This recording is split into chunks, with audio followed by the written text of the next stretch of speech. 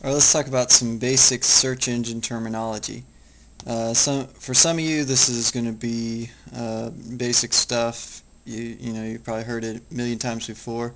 But for the rest of you who've never heard this before, we're going to talk about crawling today and what crawling means.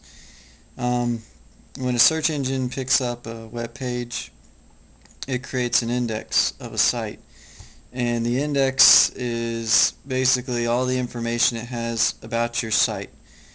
And each page is part of that index, just like a file on your computer. And just like you can search for file on your computer, so can people search through the search engine for files on the web or pages on the web. So when the search engine sends out what it calls a spider or a bot, that's why we have the file robots.txt, because it's aimed at the robots, they're called, or spiders. These spiders will basically crawl the web, and they'll gather as much information as they can, and they'll follow links, and they'll pick up all the content on your site, and they'll send it back to the main host, and then they'll create an index of your site. And that's what it means when it says that a search engine is indexing or crawling your site.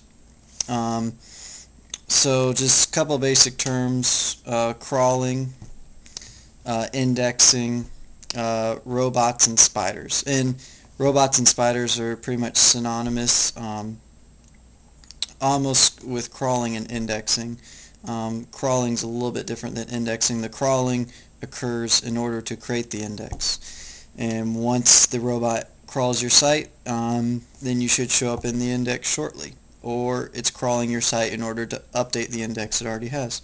Okay, well, that's it for crawling, and hope you learned a lot. Take care.